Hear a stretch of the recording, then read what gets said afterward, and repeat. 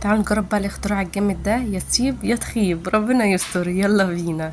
بيقول لك ايه بقى؟ بصوا الشوكولاته جامده ازاي. بنحط اي نوع شوكولاته عندك على زبادي، اي نوع زبادي. طبعا احنا اللي بنقول اي نوع، هم بيحطوا نوع معين. كله شغال مفيش مشكله. بصوا بنحطه في البوله كده وايه، ويلا بينا نجربه، ربنا يستر. بتحطي عليه شوكولاته من فوق او كاكاو، يلا بينا. انا طبعا يجيش قالك اتصرف، جبت كده زبادي، اي نوع زبادي عندك مش مشكلة. انا جبت زبادي كده وحطيت عليه، حطيت في البولة. هحط واحدة تانية،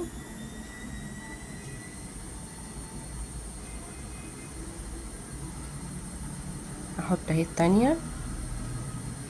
عايزة تعملي الطريقة ديت تحطيها في الكبة او في الخلاط، اعملي بيها. انا هعمل بالمعلقة عادي، هقلب عادي خالص.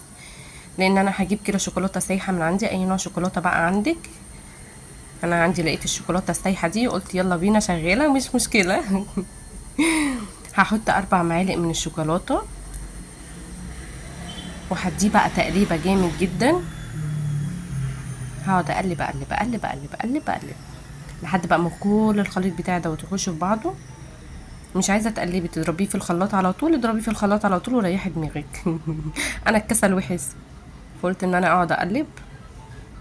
اقعد اقلب اقلب قلبت. بصوا عايزه اقول لكم ريحته تحفه، عشان ريحه طبعا الشوكولاته، لكن الزبادي ملهوش ريحه. انا قلبته كده، وهجيب 2 بوله. انا عايزه ان انا اقلبها بعد كده. هجيب كيس صغير كده زي ما انتوا شايفين، وهنزل فيه الشوكولاته بالزبادي. يا رب تسيب ما تخيب. كده هنعدله بقى كويس عشان يطلع يبقى شكله حلو. انا عملت بقى هولي كده الاتنين البولة مع بعض. هدخلهم بقى التلاجة عشان يسقعوا معانا. انا بصراحة سبتهم 3 ساعات، يعني انت ممكن تسيبيهم ساعة ساعتين على حسب. انا هحط من فوق كاكاو، ممكن تحطي شوكولاتة، بس انا قلت بقى كفاية شوكولاتة.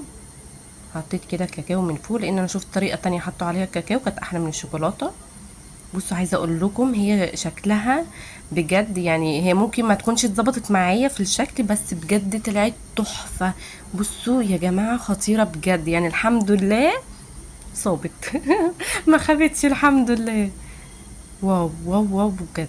بصوا بقى الشوكولاته من جوه، والزبادي عشان الكسل بتاعي ان انا ما ضربتهاش في الخلاط، بس عايزه اقول لكم كانت جامده جدا برضو، يعني كانت تحفه.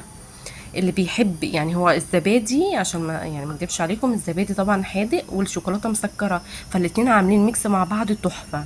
انا هحط عليها بولة شوكولاته، بولة ايس كريم كده. بجد وديتها في حته تانية خالص. جربوا الطريقه بجد هتعجبكم. انا لقيت ان هي مسكره طبعا، انتوا عارفين الشوكولاته، رحت حطيت عليها البوله بتاعت الايس كريم دي. بجد كانت تحفه. جربوها بقى وقولوا لي ايه رايكم في الكومنتات. بصوا تحفه بجد، جامده جدا. جربوها وقولوا لي ايه رايكم.